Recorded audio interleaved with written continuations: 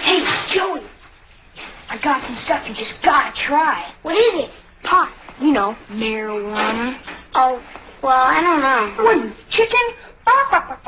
Joey's in a jam. What should he do? Cake. Get a pizza. Excellent. Get a pizza. Get real. Get out of there. You got it. Let's see if Joey's that smart. I'm not chicken. You're a turkey. He's right. Drug dealers are dorks. Don't even talk to him. Cowabunga! In the 19th century, marijuana was far from the recreational drug of a future time. By and large, its only use comes from patent medicines. Americans know little of smoking it as an intoxicant, a custom widespread in the East. That is until Abdul Hamid II, Sultan of Turkey, makes a very special birthday gift to the American people.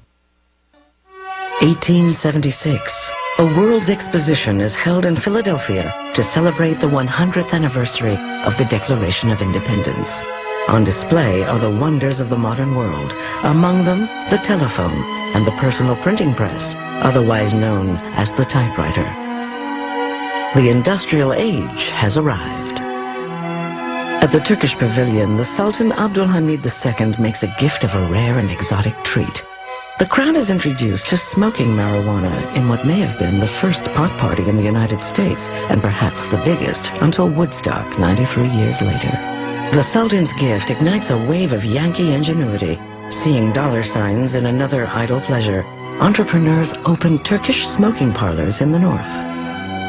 Sometimes people would go to these places in great secrecy, sort of as a lark, and there'd be society matrons as well as prominent businessmen, and they would either smoke hashish or eat hashish-laced confections. At a time when the temperance movement is trying to ban alcohol and close saloons, smoking parlors could have been the alternative way to get high. But the parlors close. Liquor, not cannabis, continues to be the country's drug of choice, until a constitutional amendment bans booze and America rediscovers marijuana. New Orleans, 1920. America's second largest port is America's #1 party city. In this brawling place, where blacks, French Cajun, Spanish, American, Europeans, and Chinese live, work, and play, a new music emerges out of the constant clash and commotion of culture. The music is jazz.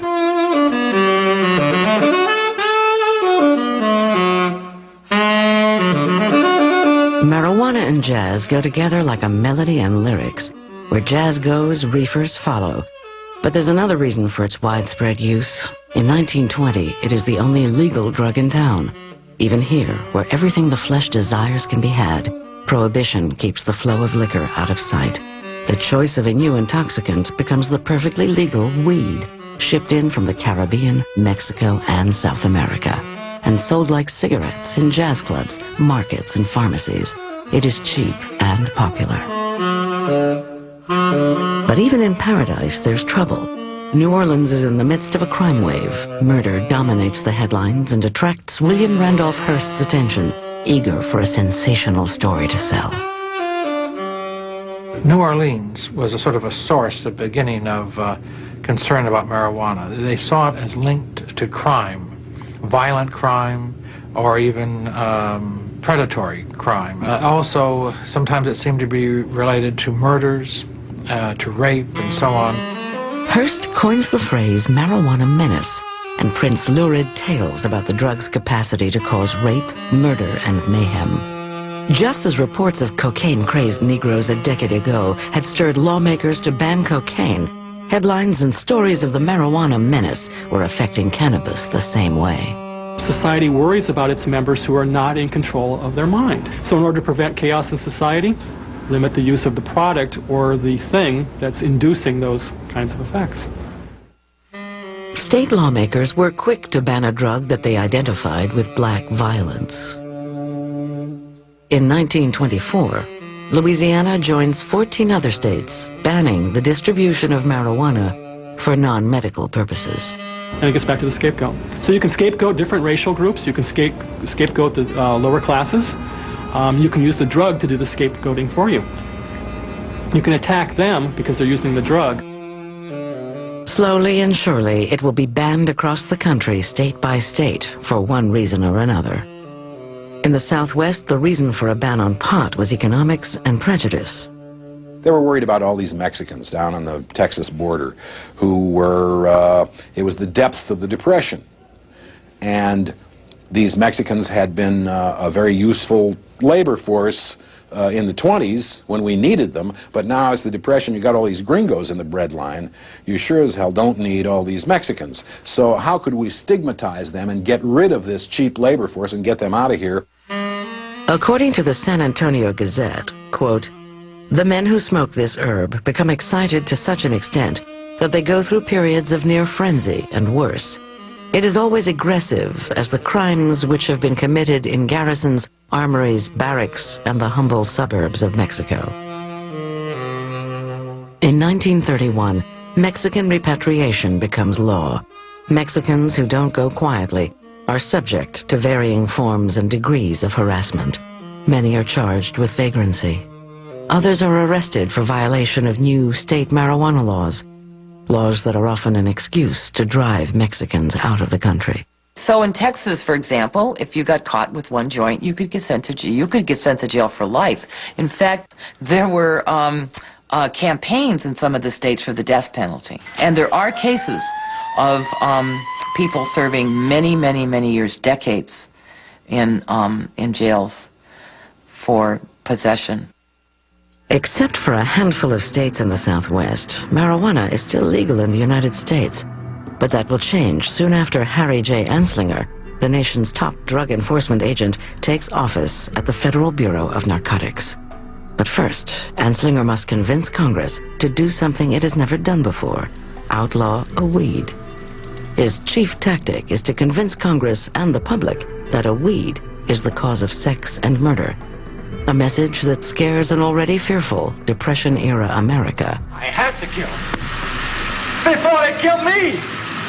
I had to kill him! Can't you understand? I had to kill him! They killed me unless I kill them! Can't you understand? The History Channel now returns to hook illegal drugs and how they got that way.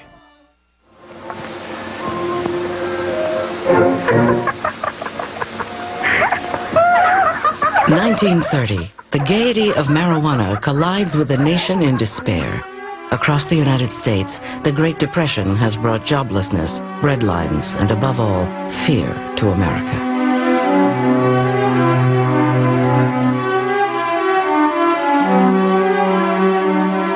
Let me assert my firm belief that the only thing we have to fear is fear itself.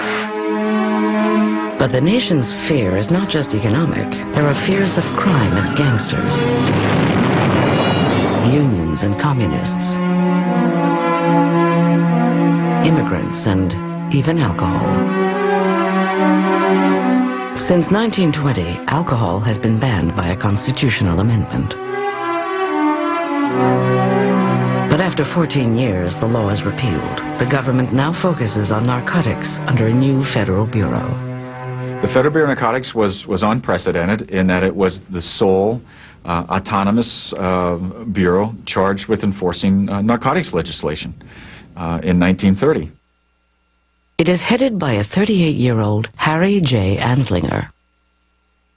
He had had no particular experience with drugs, but he came in, and what he was a complete bureaucrat. That is, he wanted to protect his agency. He wanted to keep his budget going. To Anslinger, there is nothing glamorous about fighting drugs, but soon he sees that it is one of the most important issues of his time, endorsed by some of the country's most powerful men, like publisher William Randolph Hearst. Anslinger went to visit Hearst at San Simeon Castle, I guess it was one time. And Hearst told him that he personally wrote all of the anti-drug editorials in the Hearst newspapers.